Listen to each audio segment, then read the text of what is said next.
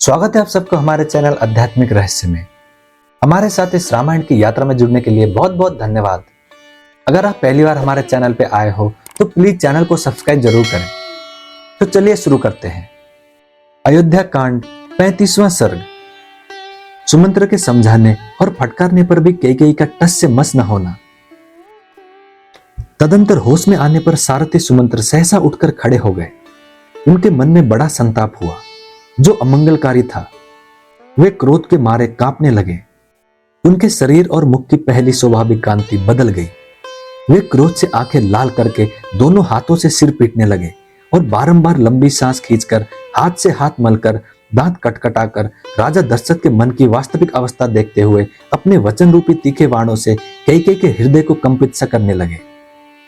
अपने अशुभ एवं अनुपम वचन रूपी व्रत से कैकेयी के सारे मर्म स्थानों को विदर्ण से करते हुए सुमंत्र ने उससे इस प्रकार कहना आरंभ किया।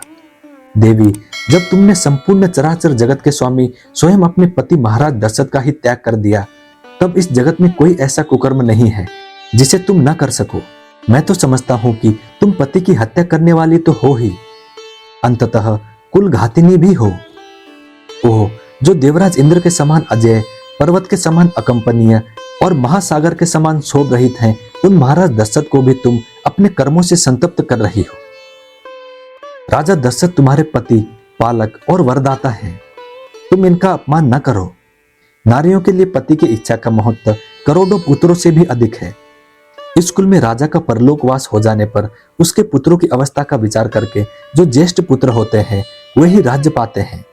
राजकुल के इन परंपरागत आचार को तुम इन इक्ष्वाकु वंश के स्वामी महाराज दशरथ के जीते जी ही मिटा देना चाहती हो। तुम्हारे पुत्र भरत राजा हो जाए और इस पृथ्वी का शासन करे, किंतु हम लोग तो वहीं चले जाएंगे जहां श्री राम जाएंगे। तुम्हारे राज्य में कोई भी ब्राह्मण निवास नहीं करेगा। यदि तुम आज वैसा मर्यादाहीन कर्म करोगी तो निश्चय ही हम सब लोग उसी मार्ग पर चले जाएंगे जिसका श्री राम ने सेवन किया है। संपूर्ण बंधु बांधव और सदाचारी ब्राह्मण भी तुम्हारा त्याग कर देंगे। देवी, फिर इस राज्य को पाकर तुम्हें क्या आनंद मिलेगा? ओह, तुम ऐसा मर्यादाहीन कर्म करना चाहती हो? मुझे तो यह देखकर आश्चर्य सा हो रहा है कि तुम्हारे इतने बड़े अत्याचार करने पर भी पृथ्वी तुरंत फट क्यों नहीं जाती? अथवा बड़े बड़े ब्रह्म ऋषियों के धिक्कारपूर्ण वाग्दंड साप जो देखने में भयंकर और जलाकर भस्म कर देने वाले होते हैं, श्री राम को घर से निकालने के लिए तैयार खड़ी हुई तुम जैसी पाषाण हृदय का सर्वनाश क्यों नहीं कर डालते हैं? भला आम को कुल्हाड़ी से काटकर उसकी जगह नीम का सेवन कौन करेगा? जो आम की जगह नीम को ही दूध से सींचता है, उसके लिए भी ये नीम मीठा फल देने वाला नहीं हो सकता। अतः वरदान के बहाने श्री राम को वनवास देकर कैकेयी के चित्त को संतुष्ट करना राजा के लिए कभी सुखद परिणाम का जनक नहीं हो सकता।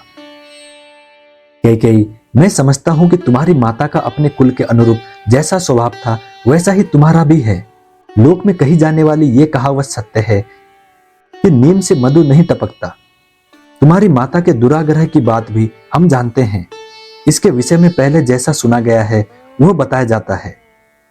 एक समय किसी वर देने वाले साधु ने तुम्हारे पिता को अत्यंत उत्तम वर दिया था। उस वर के प्रभाव से कैकेयी नरेश समस्त प्राणियों की बोली समझने लगे। तिर्यक योनि में पड़े हुए प्राणियों की बातें भी उनकी समझ में आ जाती थी। एक दिन तुम्हारे महातेजस्वी पिता सैया पर लेटे हुए थे। उसी समय जिरिंब नामक पक्षी की आवाज उनके कानों में पड़ी। उसकी बोली का अभिप्राय उनकी समझ में आ गया, अतः वे वहां कई बार हंसे। उसी सैया पर तुम्हारी मां भी सोई हुई थी।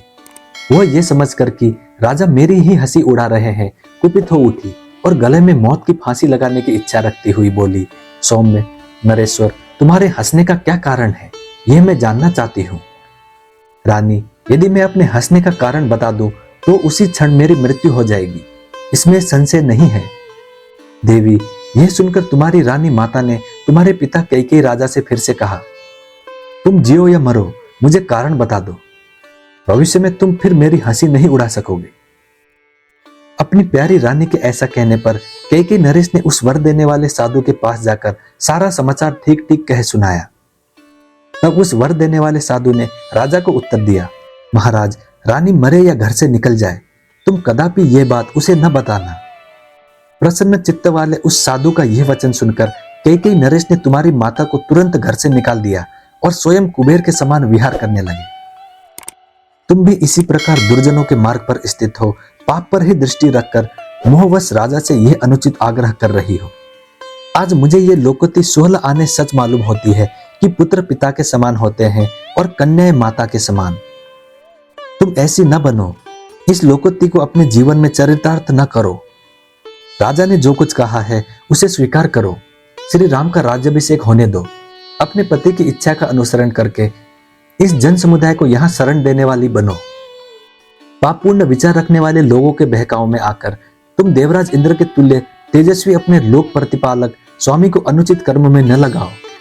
देवी, कमल नयन श्रीमान राजा दशरथ पाप से दूर रहते हैं। वे अपनी प्रतिज्ञा झूठी नहीं करेंगे। श्री रामचंद्र जी अपने भाइयों में ज्येष्ठ, उदार, कर्मठ, स्वधर्म के पालक, जीव जगत के रक्षक और बलवान हैं। इनका इस राज्य पर अभिषेक होने दो। देवी, यदि श्री राम अपने पिता राजा दशरथ को छोड़कर वन को चले जाएंगे तो संसार में तुम्हारी बड़ी निंदा होगी। अतः श्री रामचंद्र जी ही अपने राज्य का पालन करें और तुम निश्चिंत होकर बैठो। श्री राम के सिवा दूसरा कोई राजा इस श्रेष्ठ नगर में रहकर तुम्हारे अनुकूल आचरण नहीं कर सकता। श्री राम के युवराज पद पर प्रतिष्ठित हो जाने के बाद महाधनुर्धर राजा दशरथ पूर्वजों के वृत्तांत को स्मरण करके स्वयं वन में प्रवेश करेंगे। इस प्रकार सुमंत्र ने हाथ जोड़कर कैकेयी को उस राजभवन में सांत्वनापूर्ण तथा तीखे वचनों से भी बारंबार विचलित करने की चेष्टा की, किंतु वो टस से मस न हुई।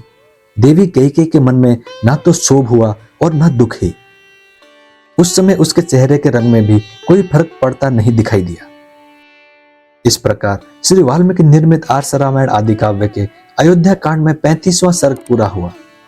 मैं उम्मीद करता हूं श्री राम जी आपकी सारी मनोकामनाएं पूरी करें। जय श्री राम, जय हनुमान। अब मिलते हैं अगली वीडियो में।